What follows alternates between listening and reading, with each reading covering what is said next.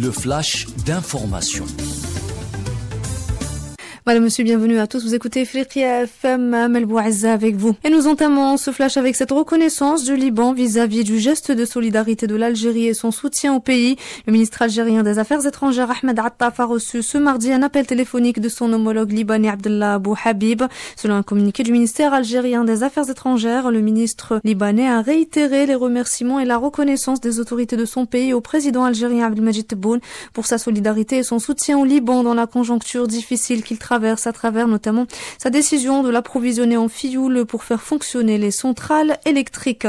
Puis un mot de santé, les autorités malgaches décident de renforcer les mesures sanitaires dans les ports et aéroports du pays pour prévenir la propagation du Mpox.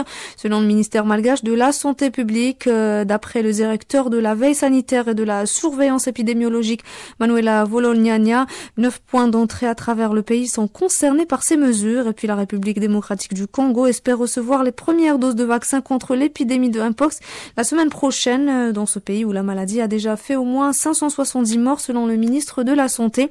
Et plus de 18 000 cas suspectés ou confirmés de Mpox ont été enregistrés depuis le début de l'année en Afrique, dont 1200 en une semaine selon l'Agence de santé de l'Union africaine. Au Burkina Faso, une vingtaine de terroristes neutralisés par l'armée burkinabé dans la région de l'Est du pays. Toujours selon l'armée burkinabé, en plus des terroristes neutralisés, une grande base terroriste a été détruite par les forces de défense et de sécurité auparavant dans la même région de l'Est.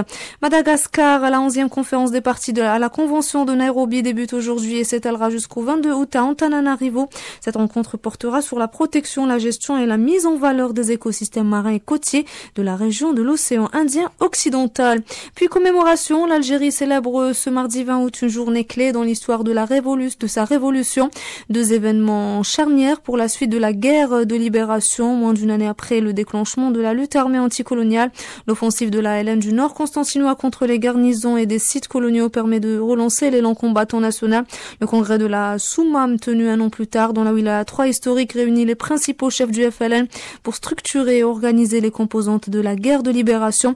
À cette occasion, le président algérien Abdelmadjid Tebboune a adressé un message à travers lequel il a réitéré sa ferme conviction que les Algériennes et les Algériens continueront à veiller sur le pays et à préserver sa sécurité, sa stabilité et sa prospérité.